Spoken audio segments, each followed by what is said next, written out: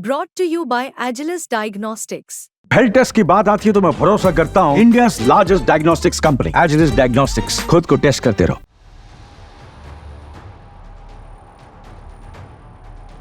America में 5 नवंबर को चुनाव होने हैं। अमेरिकी राष्ट्रपति चुनाव का भारत पर क्या असर पड़ेगा, आइए समझाते हैं। भारत पर क्या असर पड़ेगा, इसको समझने के लिए आपको कई पहलुओं की तरफ देखना होगा।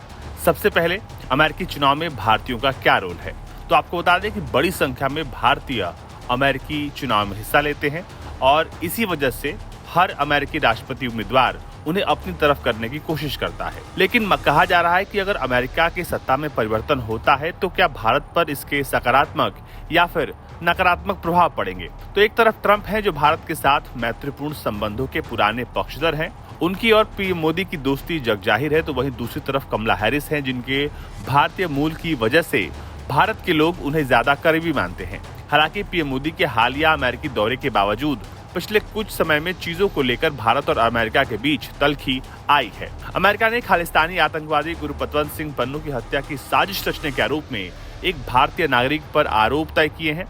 भारत कनाडा विवाद को लेकर अमेरिका ने बयान दिया था। कनाडा के आरोप गंभीर है और भारत को उसकी जांच में सहयोग करना चाहिए। हाल ही में अमेरिका ने रूस के सैन्य औद्योगिक अड्डों का कथित रूप से समर्थन करने वालों के खिलाफ कार्रवाई की। इसके तहत 275 व्यक्तियों और संस्थाओं पर प्रतिबंध लगाए गए, जिनमें से 15 कंपनियां भारतीय थी। ऐसे में कहा जा रहा है कि अगर अमेरिका में राष्ट्रपति बदलते हैं तो फिर इसका असर भारत पर पड़ेगा। अमेरिका में सत्ता परिवर्तन को लेकर भारत को चीन, ईरान, रूस या मिडिल ईस्ट जैसी चिंता नहीं है। पिछले राष्ट्रपति बाइडेन के कार्यकाल में दोनों देशों के संबंध काफी घनिष्ठ हुए हैं। दोनों उम्मीदवार ट्रंप और हैरिस मजबूत भारत अमेरिका संबंधों का समर्थन करते हैं और दोनों पार्टियों के पास लंबे समय से ऐसे एक्सपर्ट्स हैं जो इस साझेदारी को गहरा करने में इच्छुक हैं। एक्सपर्ट्स मानते हैं कि अगर व्हाइट हाउस में डोनाल्ड ट्रंप की वापसी होती है तो पीएम मोदी के साथ मजबूत व्यक्तिगत संबंधों का लाभ दोनों देशों को मिल सकता है। ये संबंध एक ऐसी विदेश नीति को बढ़ावा देंगे जिसमें व्यापार, बाजार तक पहुंच और अप्रवासन जैसे मुद्दों पर संतुलन देखने को मिलेगा। दूसरी ओर राष्ट्रपति बाइडेन की तरह कमला हैरिस भी दक्षिण एशिया में भारत को चीन के सबसे मजबूत कॉम्पिटिटर के तौर पर देखती हैं और वो मतभेदों को बढ़ावा नहीं देंगी। अमेरिका और भारत की साझेदारी का आधार साझा मूल्य और आपसी रणनीतिक हित रहे हैं। बहुआयामी अमेरिकी भारत साझेदारी मजबूत वाणिज्य संबंधों, करीबी रक्षा सहयोग और साझा रणनीतिक विचारों पर आधारित है। भारत की रणनीतिक स्थिति, आर्थिक क्षमता और सैन्य क्षमताएं इसे एक खास वजह से यूरेशिया और इंडो पैसिफिक पर अमेरिका के लिए आदर्श और सबसे मजबूत भागीदार बनाती हैं। अब ऐसे में इस वक्त अमेरिका के लिए सबसे बड़ी चुनौती चीन है, जिसके लिए उसे भारत का साथ चाहिए। भारत एक महत्वपूर्ण भागीदार इसलिए भी है क्योंकि अमेरिका इंडो पैसिफिक और उससे आगे चीन के सैन्य और आर्थिक उदय के खिलाफ कदम उठाना चाहता है।